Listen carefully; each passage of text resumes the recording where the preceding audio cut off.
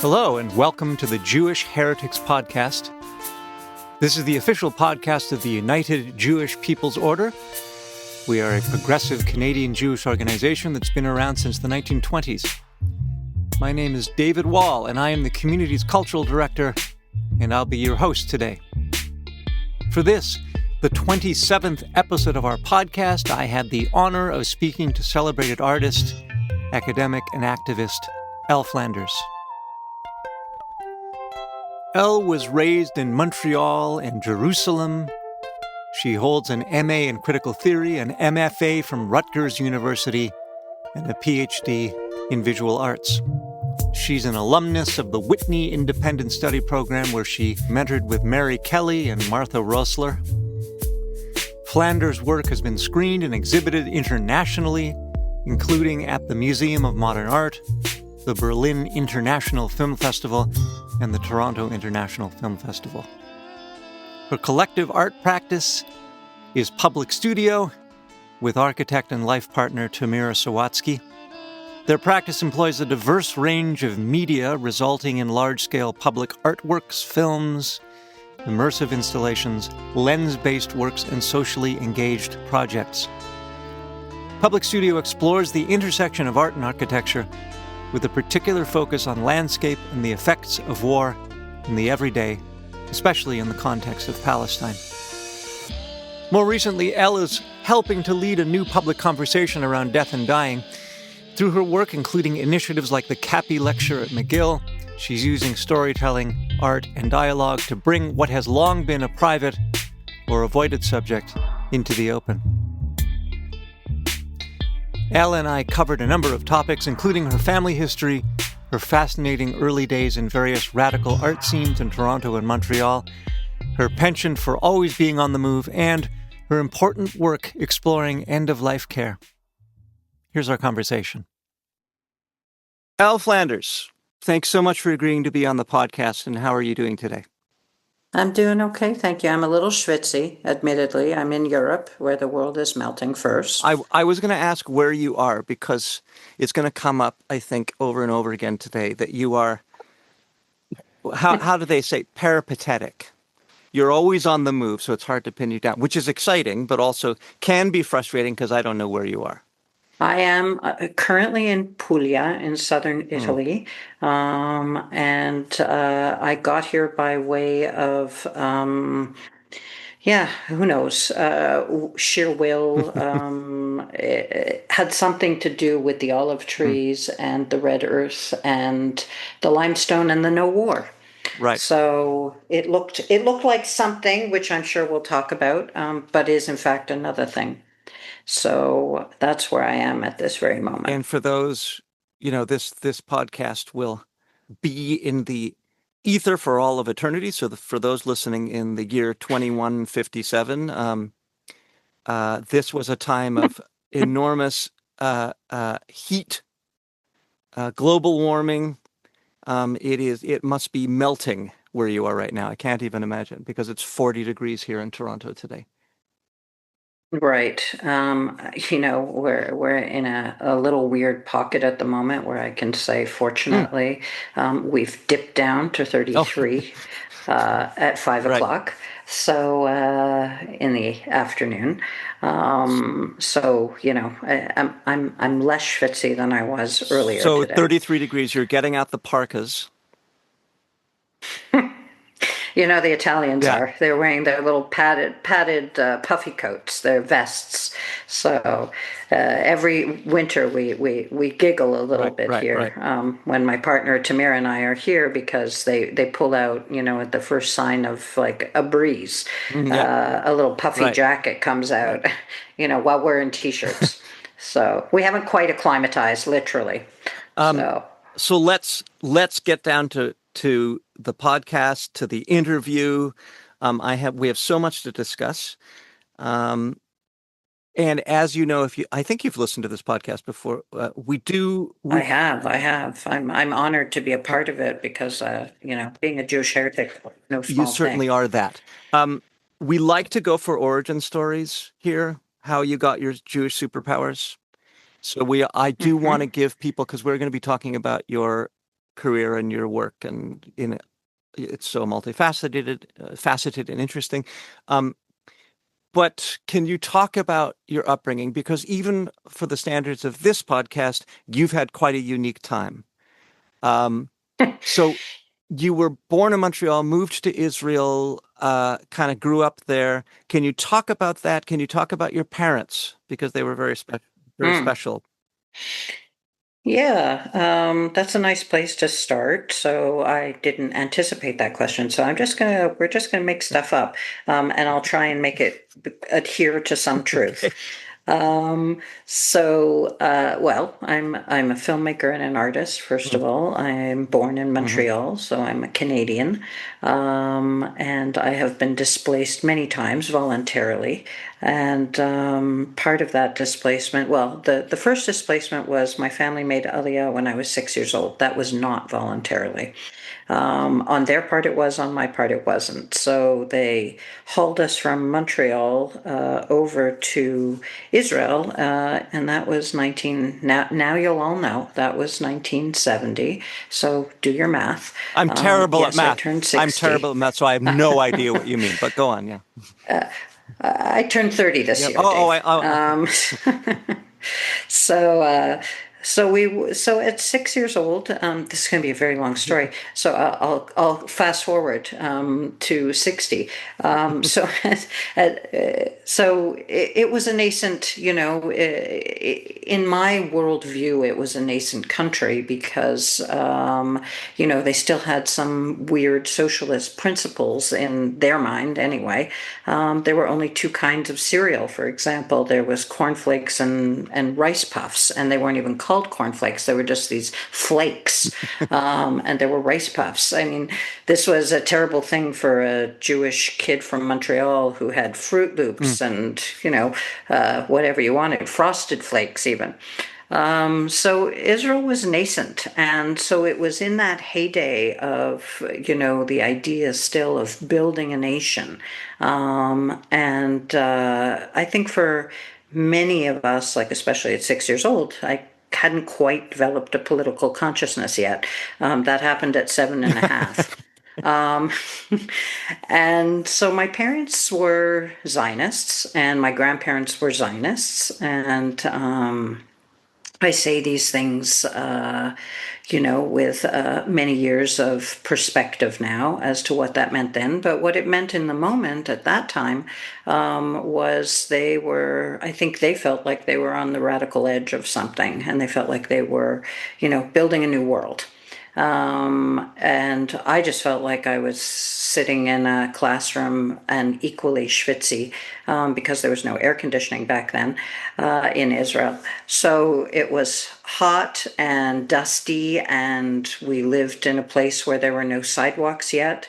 And we were part of the pioneers. I had a little pioneer hat. And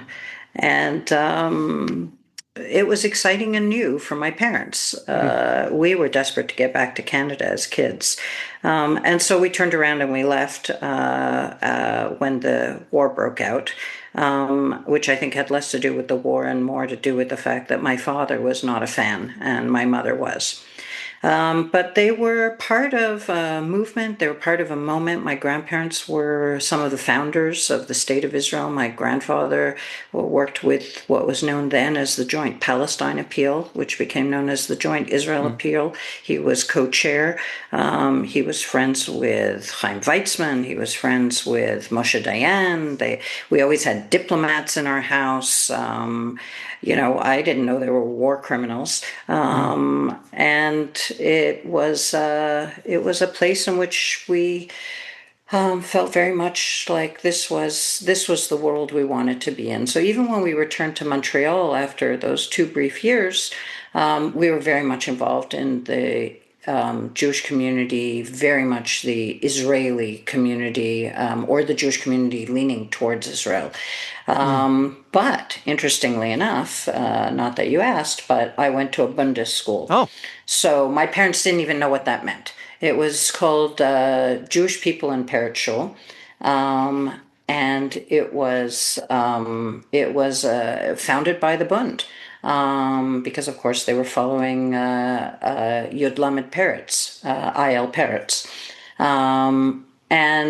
But what it meant we were studying Yiddish, Hebrew, French, obviously, being in Montreal, and English. And as my mother said, "Oh, great, you speak 4 languages, none of them well." So, and the Hebrew part was interesting because it sort of crept into this Bundist kind of Yiddishkeit. So that's a very interesting twist, and something that I actually had a conversation with a friend of my mother's who's now over 90 the last week in Montreal. And she was telling me fabulous stories about being in Poland just after World War II, returning to Poland from Siberia, where her family had fled, thinking that Siberia was a nice place. I guess it was better than the ovens. And they came back. They survived the war. They came back, and she was telling me about the Bund and the Bund's activity in Poland at the time and how active they were. And so she had gone to a Bundist school as well, but her parents wanted her to go to the Zionist school. So they pulled her out of the Bundist school and sent her to a Zionist school. So it was a real thing. And I know you had Molly Crabapple on, and, her book is so fantastic. But just, part of it was interesting of me being very connected to this whole history of the Bund without knowing. Well, one question I would ask is, so you're in a Bundist school in Montreal. Your parents are, am I correct? Zionists.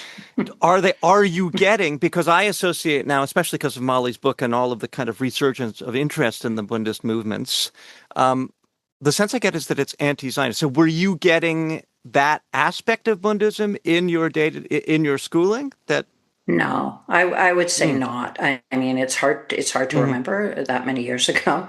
I would say that there was Yiddishkeit. I would say it was pro-Yiddishkeit, and I think it's like that thing where they say two things can exist at once.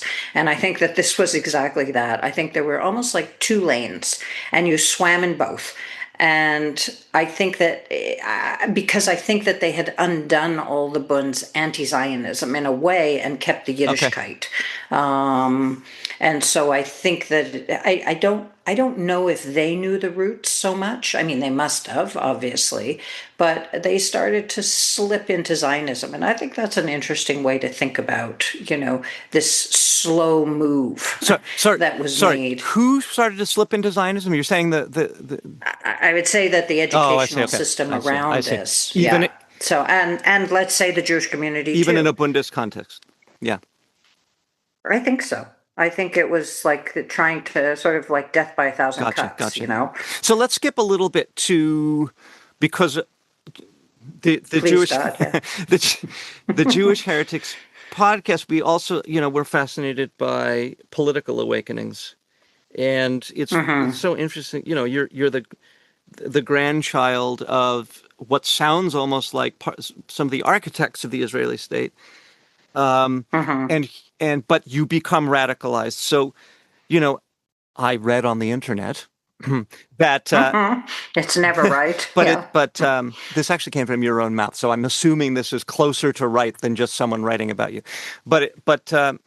So in Montreal, you enter into what you characterized as a lesbian separatist scene, and your politics and your kind of activist awakening happens, I'd say, within a context of gender and sexuality politics. Definitely. I mean, I would just back it up one. Sorry, go ahead. I was going to say, and then it looks like the trajectory, in a simplistic way, is you move to Toronto, and that broadens, that political interest broadens. But what were you going to say? No, I was just going to back it up by a year. So before the Montreal lesbian separatist community, there was, I was just coming out. I went to Hebrew universities because there was a few aliyahs in there. So my parents went back and I promise I won't go into all of it. But we did go back when I was 12, and I lived there till I was 16, and then I did a year of Hebrew university. And when I went to Hebrew University, I was just thinking like, maybe I'm gay. I don't know. What is this thing? But I like Mhm. ladies. Um, and so I found a movement that was not a queer movement at all because it was the early 80s in Israel and being queer wasn't a Mhm. thing, nor were they up to their pinkwashing antics yet. But I found the peace movement. And it was full of women who looked like what I thought a lesbian might look like. It was all this kind of detective work I was doing. And so I entered the peace movement. And that was the Shalom Achshav movement. It was the Women in Black Right. movement. It was, all these sort of radical Israeli feminists who were saying no to the Mm. war, who were saying no to occupation. I didn't know what occupation was. So I learned through Mm. them about the occupation. I learned through them about what was happening around Palestine. And it was just like the beginnings. So that's where it started. So that when I went to Montreal, when I went back to Montreal and I started Concordia University, it was very easy to find a lesbian community because I'm now Mm. out. And the way things were moving, the flow in Montreal at the time was this very kind of radical lesbian separatist movement. And we would march in the streets and, demand. There was a women's march back then called Femmes sans peur, Women Without Mm. Fear. And it was, what's the rape march, the no rape Take back march the night, take in whatever the. Take Back the Night, exactly. So this was the Montreal version of Take Back the Mm. Night. And I still have that T-shirt too, by the Mm. way. Femmes sans Mm. peur, and it was part of, and so I immersed myself in that world, and that world was full of radical politics. So, whether it was, was I committed to being a lesbian feminist separatist? Who knows? I was committed to being a Mm. radical. I was committed to doing, I was making a career out of joining the most minority Mm. possible. And I think I'm constitutionally incapable of belonging to a Hmm. majority. Hmm. So, It's interesting. It's interesting that your um, Palestine politics goes back that far because I thought that came later. But so that you had that awareness through the Women in Black and the stuff in when you were at Hebrew University mhm. already. You moved to Toronto early 20s and you become connected to the kind of radical activist film scene. Can you talk Mhm. about? I know that this. I don't want to spend all. I want to get into your work, but I do want to get this background because to me it's fascinating, and partly because I'm connected to the people that you were connecting with back then. But so there's DEC, which is uh, this film organization that makes radical activist work. Um, and I guess that's when you start, you connect with DEC, you connect with filmmakers, and Mhm. that's kind of, is that sort of the beginning of your artistic practice, film in your early 20s? Yeah, absolutely. Absolutely. I mean, I went to Concordia to art Hmm. school, and I was sort of dabbling in photography. And I say dabbling because I was quite terrible. But things come with Yeah. practice, and so I thought, like, let's see where this takes me. So I was in art school for sure, and I followed the path to DEC Films, and DEC stood for the Development Education Center, and it was kind of a collective of different organizations. There was Between the Lines Books, which still exists. There was DEC Film, which was a distribution center for educational films, all things radical and in between. And there was a student position available, I believe. It was something like Mhm. that. I mean, I was a pisher. I was like, I don't know, maybe I was 19 or 20. No, maybe I was Mm. 20. And I met some of the most incredible people there. I met Richard Fung, a very well-known Professor, Toronto filmmaker. Yeah. based. Yeah. Yeah. Amazing video maker. Um, and so through him, the sort of the queer filmmaking community opened up to me. And there was Helen Lee, she was there at the time, another Toronto filmmaker. And then I met Ian Rashid, he's a Toronto-based filmmaker and screenwriter, and who worked at Between the Lines Press. So it was quite a Mm-hmm. busy hub, a buzzing hub of a community. And I was lucky, I mean, I was Mm. young, but I was lucky enough to walk in through those doors, which led me to V-Tape, also a radical sort of video distribution. Well, I don't know if they describe themselves as radical, but it all felt radical then because we were all experimental and, in love and life. But everything was So infused with politics and activism, though. Am I right? There's a kind of mission. a hundred Yeah, yeah. percent. Gay Bell. It wasn't Yeah, separate. It wasn't yeah, yeah, separate. Yeah, yeah. Gay Bell. And and when I talk to the young kids today, and Tim McCaskill and a great queer Hmm. activist based in Hmm. Toronto, and I used to agreed on, about queer marriage, that it was kind of the death knell of the movement. Of course, I promptly got married when I was asked, Yes. but who wouldn't if you saw my wife? God, I hate that word. But anyway, if you saw my partner, Yes. you would have said yes too. We are going to talk about your partner as But well. Yes. but that was indeed the death knell of, where we started entering the mainstream, the gay stream, and things became separate. You didn't have to be political to be Uh, gay, but that wasn't my uh, world. That wasn't the world I came into. I came in through a feminist world and then a queer world, and Palestine sat within all those mm. places. So, I realize that you're not the first person I've said this to on this podcast, which is that I sang at your wedding, which is hilarious because it's not only you, there was another person too. Um, and your wedding was, So many of us have exploited you, yeah, is what you're yeah. saying. So I'm sending you an invoice finally. So, you married Tamira Sawatsky, and Tamira comes from architecture, and Hmm. you've created this amazing dynamic duo, Public Studio. Um, Hmm. And I want to ask some questions about Public Studio, about that work. Can you talk about the collaboration and how? Actually, here I'm going to ask a question that's going to make me sound really smart, which is the Okay. point of this podcast. Tink Scott. Tink I've Scott. been reading a book by A.L. Wiseman, who runs forensic Okay. architecture. The book's called Ungrounding the Architecture of Genocide, and it traces the book traces the crimes of the Israeli state over many decades through what I would say is a scientific analysis of geography and architecture, the erasure of Palestine in a spatial context, what a century Hmm. of land theft and burying bodies has done to the land itself, and that's how he kind of really scientifically takes apart and looks, and puts back together the land there. And I was reminded of you and your work with Public Studio. Several Hmm. pieces come to mind immediately. There's Road Movie from Hmm. 2013. I think it was connected to your PhD actually. It's which is an immersive video installation about land and travel that invited audience members to experience traveling the segregated road system in Palestine. Then you have there's a piece that I love called Visit Palestine from a year later, which is Yeah. literally about travel and tourism, and it's surrounding guided tours that you gave in the West Bank. Um, and then more recently, you've done work in connection with your walking tours on the Bruce Trail here in Ontario.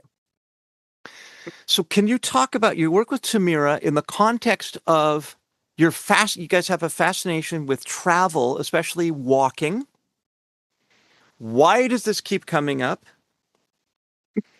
And Well, you said it yourself. I'm you're peripatetic, peripatetic. but there's something about the walking, the traveling that you engage with constantly in your work. And I think it's around disposition and it's around land and other things. And then Hmm. I want you to end up in the space of Unsettled, which is a graphic novel you're currently working with. Hmm.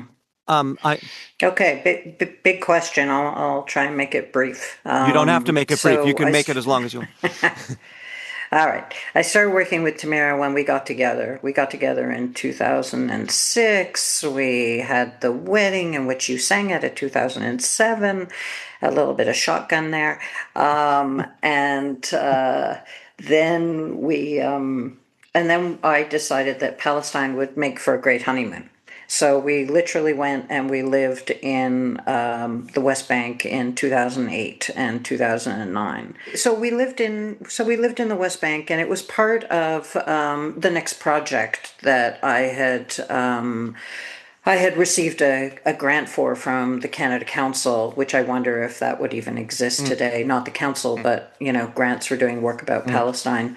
Um, and it was specifically for a project that was about tracing the apartheid roads in Palestine, and the apartheid roads were sort of revealed to us via our Palestinian friends and network, and they were essentially what Israel called the fabric of life roads, and the Palestinians called the apartheid roads.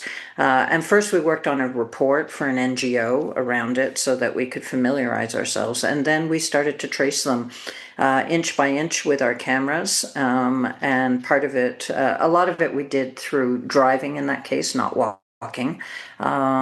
But in that driving, we decided to film it in stop motion, meaning one frame at a time. So then when we put them together, it felt like this kind of animated piece.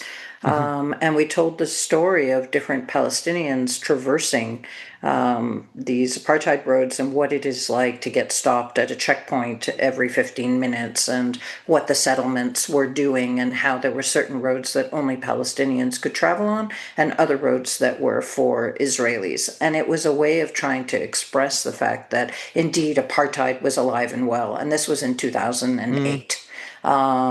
So using the word apartheid was very, not even was it new, it wasn't even known to the Western world yet that this was a designation that Palestinians were using to describe their Bantustan-like existence. mhm, And the roads were a very good illustration for anybody who was disbelieving what was actually happening there under occupation. Because what was happening under occupation is that, there were clearly these roads and these settlements that were for Jews only. And then there was clearly another world that was for Palestinians only, and one was better than the mm, other, and one was regulated, and the other was not. So it was trying to reveal that through this kind of moving across the land. And I think that working with an architect, very much like as you describe A.L. Weitzman, there's a methodology. There's a methodology to understanding how landscape works and how to think about it and how to map it. So we kind of did that. We kind of mapped our thinking onto the land and took away that mapping and worked it into a film installation that showed at the Toronto International Film Festival. It showed at the Berlin International Film Festival. And it was very immersive. It allowed people to really experience what we had experienced. And that was the point of it. mhm, mhm. You asked a whole bunch of other questions. Yes, there were many Well, other projects around I want to mapping. move to your more recent work in the Bruce Trail, leading Hmm. to your graphic novel Unsettled. Can you talk about that project? Right. So we had decided after we'd done several projects. We did the Visit Palestine project that you mentioned, which was guiding people through Palestine, because again, we were finding that people just didn't understand what it looked like. And especially, obviously, at the time, Israelis were completely checked out and out to lunch. So much so that there were a couple of Israelis that we took through who were absolutely terrified of being in the West Bank. They just sort of thought that they were going to be killed at any minute, and just this sort of centrism, this Jewish centrism, Israeli centrism of like, they all hate Mm, me, and as opposed to like looking. So it was a learning experience for them to try and come into contact. But we also took Westerners, we took artists and curators from Canada and from Europe through our understanding as we were mapping our way through Palestine. So that was, and it was called Visit Palestine, Change Your View. And it was a way of trying to understand the place and also see the beauty of it.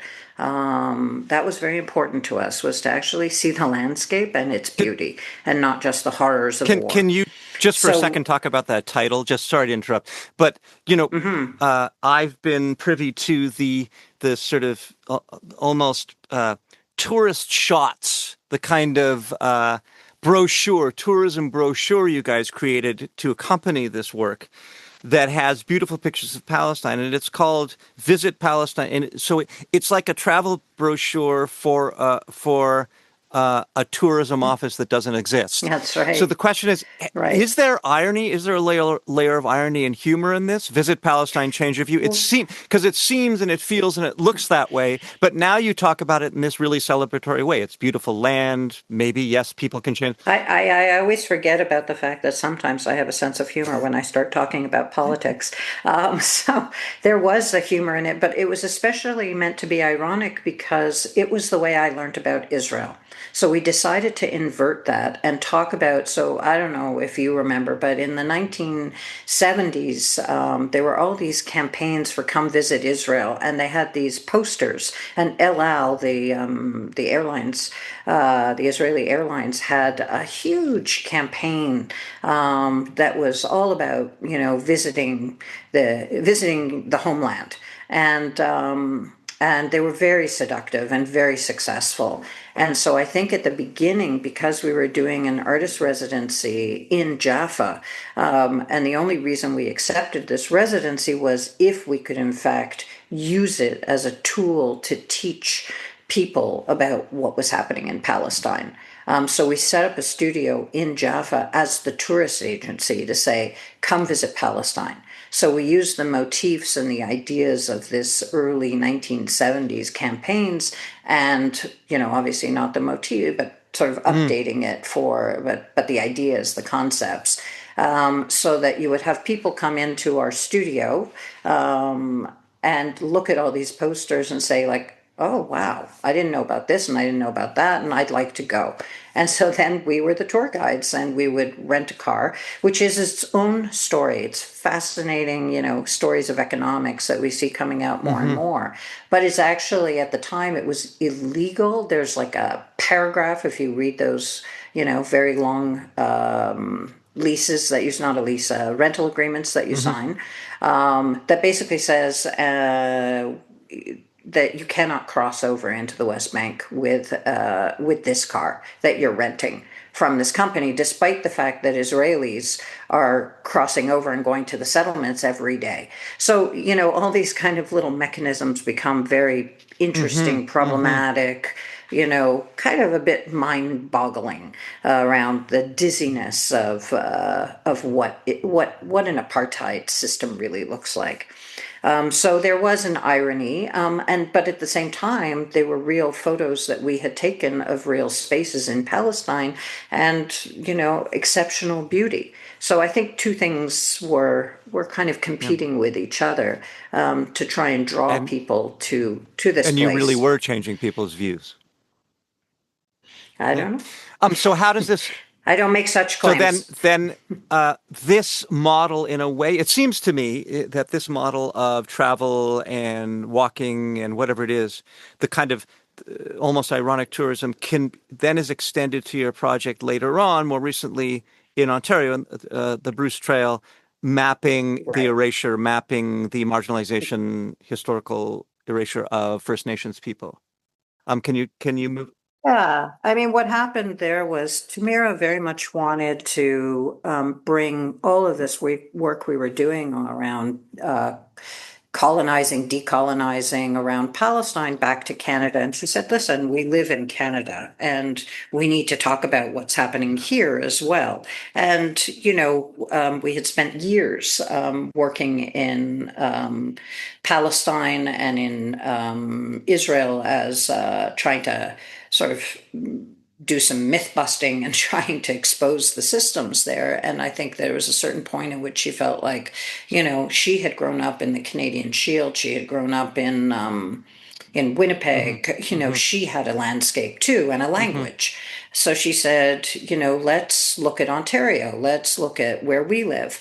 And I said, sure. I said, but I don't really know anything about Ontario, to be honest. It's just nothing I ever grew up in, and I don't know it. So she said, well, the best way to get to know it then is to do this little 900-kilometer trail all at once. Wow. Yeah. So it was sort of like she threw me into this, experience, if we can say, immersive experience of a 58-day walk of 20 kilometers a day across the Canadian or the Ontario landscape. And it was, I'm out of shape. I'm a little, let's just say a little chubby. Um, to use the politically questionable words of questionable more so, his words aren't questionable. He's questionable. Woody Allen used to say, I'm at two with nature. I was at two with nature. Um, so me walking on this trail 58 days, most of the time she walked ahead quite a few paces so as not to hear my kvetching. Um, and let's just say this: when we arrived at the halfway mark, she's a good Mennonite, a Starka, she's so we get to the halfway mark, and she's just like, sweetheart, look at this, amazing, we're at the halfway mark, isn't that incredible? And I'm like, are you fucking kidding me? We have All to do over this again. all Yeah. over again? Yeah, that's funny. But we did many things on this walk, and we actually asked other people to walk with us on certain weekends. We would invite other people. At one point, we brought a crew of 30 kids in a school bus from Lawrence Heights, who didn't get a chance to get out in nature. And so we walked with them, and then and they did drawing, and they did kind of like nature communication. And then we walked with a woman by the name of Ange Loft, who's a terrific artist, Indigenous artist based in Toronto, who's also a theater person. And so, they were just different engaged walks. And so that way it kind of expanded our project a little bit. And also kept me a little bit sane, and so that I could see other human beings would do these crazy things like walk in the Canadian wilderness. And when we finished this walk, we did a performance of what we called the rites of nature. And it was sort of this accumulation of all these ideas we had around our relationship or lack thereof to nature. And we did this performance choir at the back of the AGO in Grange Park at the Art Gallery of Ontario, where we had everybody sing, sort of an experiential thing. So it sort of became part walk, part art performance piece, part like, I don't know what just happened here walk. But it was part of that mapping. And then the graphic novel that's coming out of it, that's called Unsettled, and I say coming out, and this was like 10 years ago at this point, the project. But I've been writing a graphic novel about it for the last 4 years. That really looks at the humor in it on the one hand, and on the other hand, like old architectural plans, there's what I call, it's almost like a blueprint. And there are these pages that are all in blue in the graphic novel that start looking at a retelling of the history. So very much like the Palestine projects, they mirror that in terms of a retelling of a history, with political information. Right. So that's that project, and it's been a total joy because I feel like I found my writing voice in that project, and I feel like it connected many parts of the things that I do. So that's at the moment it's still called Unsettled, but I think there's about 14 projects with that name. So it's the yet to be titled book about a walk across Ontario. When do you feel that will be that book will be a completed thing? Any minute, Dave. Any minute? Okay. I would say I've got about another 6 months worth of work, and I'm done. It's I'm sure that's going to happen because you have nothing else on your plate except for the zillions of other things I want to talk about you in the next 20 minutes. You have a fascinating project called Following Francesca. And it's about Ah. Francesca Albanese. And can you talk about that? When did that come up and what is it? Well, following Francesca started because I felt like, I mean, I had sort of been watching Francesca Albanese, who is the UN Special Rapporteur to Palestine, who has been doing incredible work for the past many years. Um, and she kept coming across my many social media feeds, and she had developed this massive following, certain on the Mm-hmm. left, with the algorithm. Let's just say, in tandem with the Mm-hmm. algorithm, and it was interesting who I asked, who knew her and who didn't, and there were many who didn't, and so I felt like I wanted to make her work seen. And through the genocide, she was the first one to call it a genocide. She, really rattled some chains at the UN. She was sanctioned by Trump and the American government, which is not which is a very complex process because her kids had grown up, who were living in America. And so being sanctioned is no small Yeah, thing. yeah. So she was really up against a lot of things, and I felt like I wanted to bring her work to light through a film. And then I discovered that I think two films were being made about her, and so I kind of sat with it for a little bit. And so I decided that in that time where I was sort of sitting there thinking about what is this film and what is my approach and is it different and will she make it? And I just started writing letters to her. And it gradually just started evolving as a book of Mm. letters. And it became a way of thinking about moral clarity rather than just the sole subject of Francesca herself. So I would say that the letters they connect to a million different things, much like my life and life in general. And for me, it asks what witnessing demands of us and where art ends and action begins. And does it, or are we on these parallel tracks? And it also the book looks at the changing form of the project Mm. itself, and the central questions become, sometimes I think that work tells you what it needs to become, and so I think that all of the unfolding happens within the writing. So it's a series of I think 14 or 15 letters. It's called Following Mm. Francesca, and hopefully it will be published soon.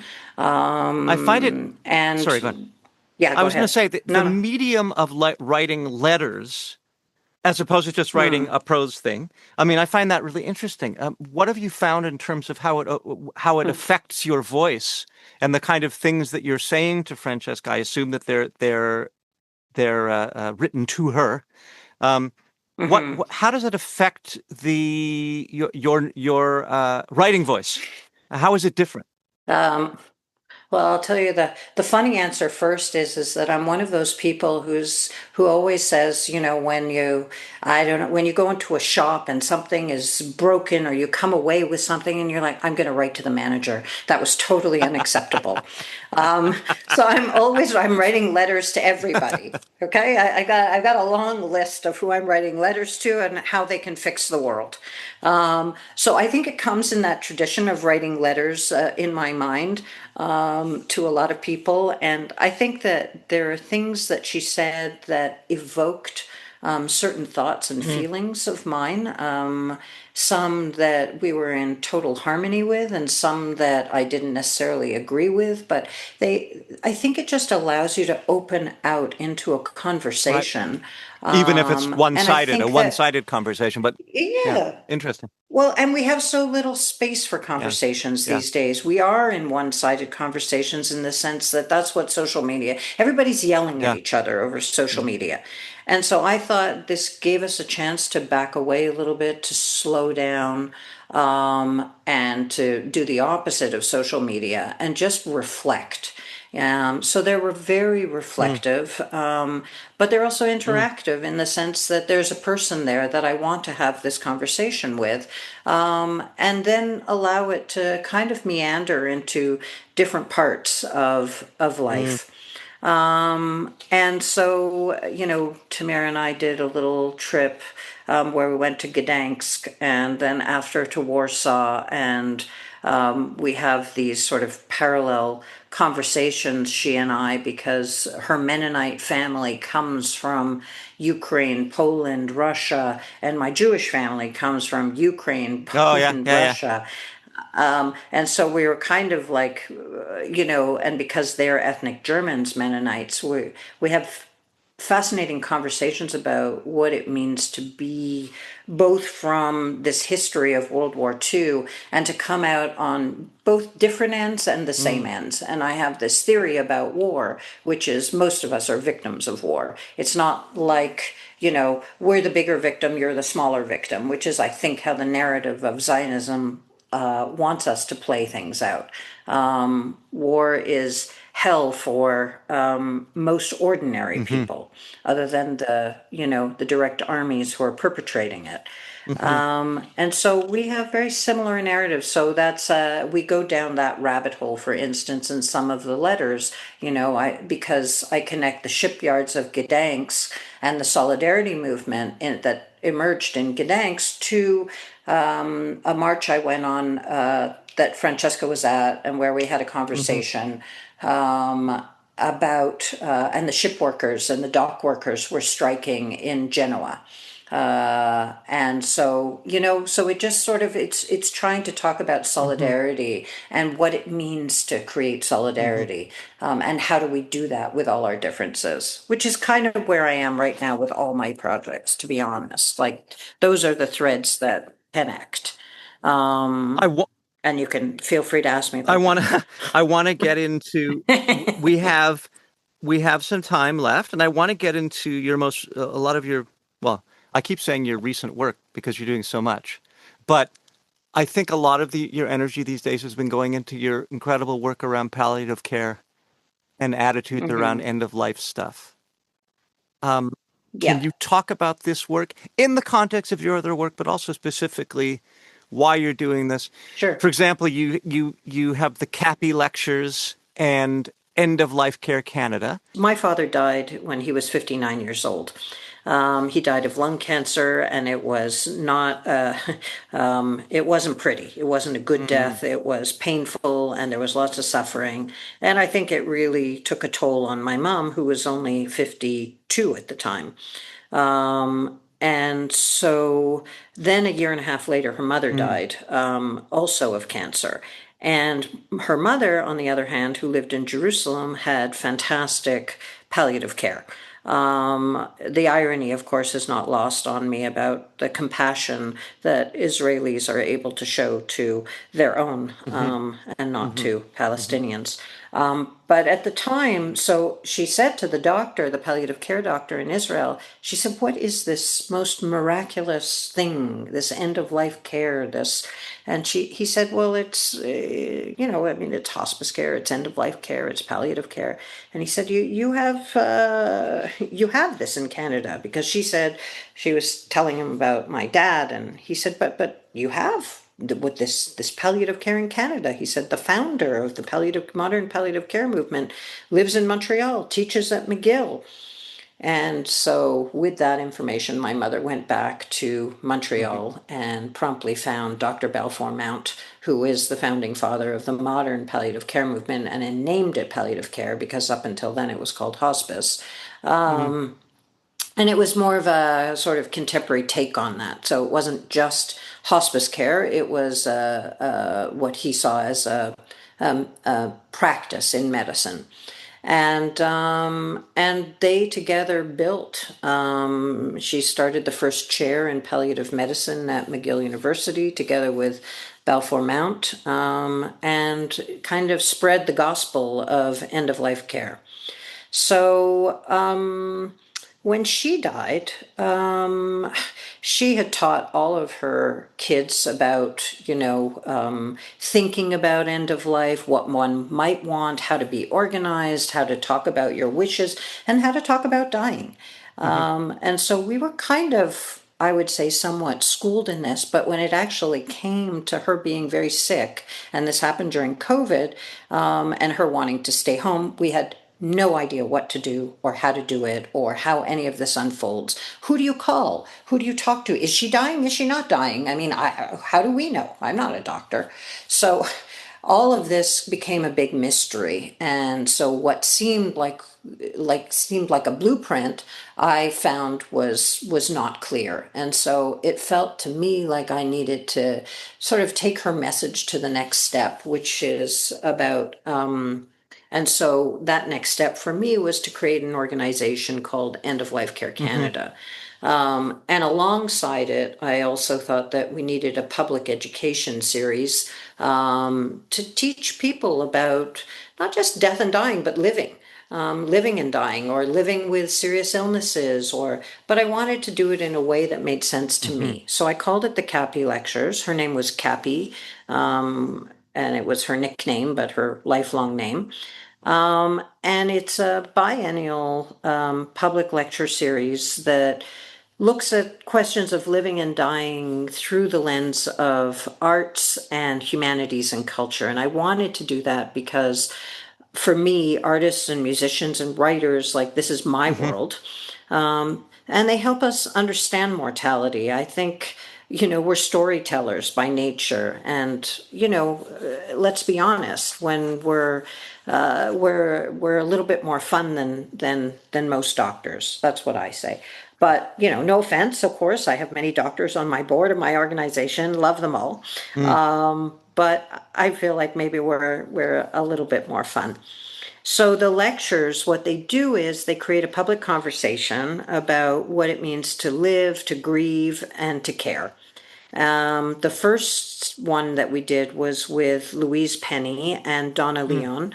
And my sister, who's also a well known writer, acted as the interviewer for both. And it was called Murder, Mystery, and a Little Death because they're both crime fiction writers. Right, right. And Louise Penny and Donna Leon have huge, massive, massive fan bases.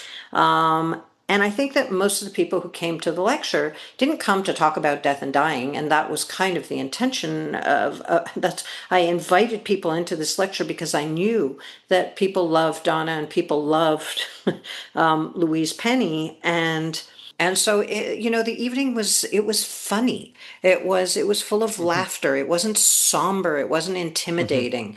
And so I think for me that's the idea of this lecture Hmm. series is it's like a doorway to conversations for people that they didn't even realize that they were already Right. having, or that they wanted to have or ready to have. So for this series, for this next lecture, I'm super excited because it's going to be given by Martha Wainwright, who of course is a Canadian icon, musical icon, coming from an iconic family as well. And she's going to perform, and she's also going to talk about music and grief and And her mother mortality. her mother passed And away from cancer, yeah? and her Yeah. mom passed away from cancer, and she talked to me a lot Mm. about that, and she talked to me about this constant medical talk about having to fight and we must beat Yeah, yeah. cancer and having to Hmm. win. And she said it didn't give a lot of space for Hmm. grief and for just living with her mom in the end Hmm. days, or end months and years even. The most exciting things um, in life, this sounds so trite, but is when you juxtapose these seemingly disparate things and it creates this dialectic. So you have an artist like Martha Wainwright, you have Louise Penny, who don't seem like they would fit necessarily with your project, and yet it's this combination that's so fascinating. You strike me as Yeah. a person who has synthesized activism and art in a way that is really successful and really interesting. So, in terms of this project, which is obviously so rewarding and so important, which is the End of Life Care Canada and the Cappy Lectures and palliative stuff, how do you see the intersection between this and, say, your artistic process? Because you're continuing to be an artist, and this sounds kind of administrative. I guess for me, the way I look at it is that my films, the books that I'm writing right now, and these organizations that I'm creating, they're always looking at how people are living inside larger political systems. So, and for me, whether the subject is Palestine or displacement or illness and death, there's a recurring question, and that is, how do we remain human? Or let's scratch that. How do we remain good? Because I'm not so sure about this humanity thing anymore. Right. But how do we be good humans? How do we care for one another? What responsibilities arise once we've witnessed suffering? Which I think is a really important question right now. We're witnessing suffering. What is our responsibility?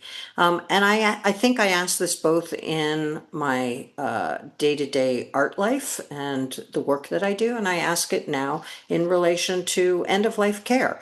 Who deserves to be cared for? And I think that activism and end-of-life care and artwork begin with listening. It's not necessarily a polite kind of listening, but it's a kind of listening that changes what it is that you do next. They all ask us to stay present, when in fact, as we know, most systems today are designed for us to look away, especially social media, like keep scrolling, right? I think it's about refusing to abandon people who are either sick or dying or grieving or displaced or occupied, or what I would call the inconvenient. So I think there's lots of connections, but I guess I've been rethinking activism, right? Because I think many of us feel like, what is to be done right now? What is this next step? And I think that activism isn't only about protest. It's about accompanying people. It's about witnessing. It's about pressure. And it's also about imagination, and it's about repair. Tikkun olam, but physically doing that work, not just thinking about it and not just talking about it. But for me, more than anything, and I want to end on this if that's convenient for you, but I've come to think about care as one of the most radical political acts that we have. Care at its best, right? I guess I'm thinking about the large scale organization of care.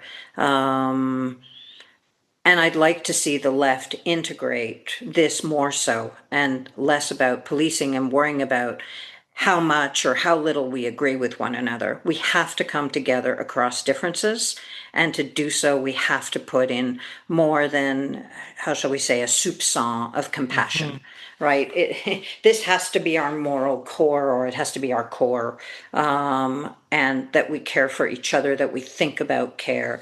I think it is truly the most radical political act that we can do right now. And I think it will help us in terms of thinking about, quote unquote, the left, and just saying like, no, let's go back to some basics. And I've been thinking about those basics for a number of years now around compassion and care. So that's, I guess, the ending word for all of us is, how is bringing those, that's how it brings my practices together. And that's a beautiful thing. And that's all it's I got. A motif that's run through your whole life, all of your work. That's what we're to take from this. Care, which is a beautiful thing and a perfect place to end. Thank you so much, Elle. Have a wonderful rest of your day in beautiful Italy, and I hope to reconnect with you soon. Me too, Dave. Well, we've come to the end of our show. We'd like to thank you for listening, and we'd like to thank everyone who made our podcast possible, including the United Jewish People's Order Executive Director, Serena Sarin, and of course our guest, Elle Flanders. This podcast was recorded at Walt Whitman Studios in Toronto. The theme music was composed by Serena Sarin, with help from me. I'm David Wall. Until next time, seid gesund.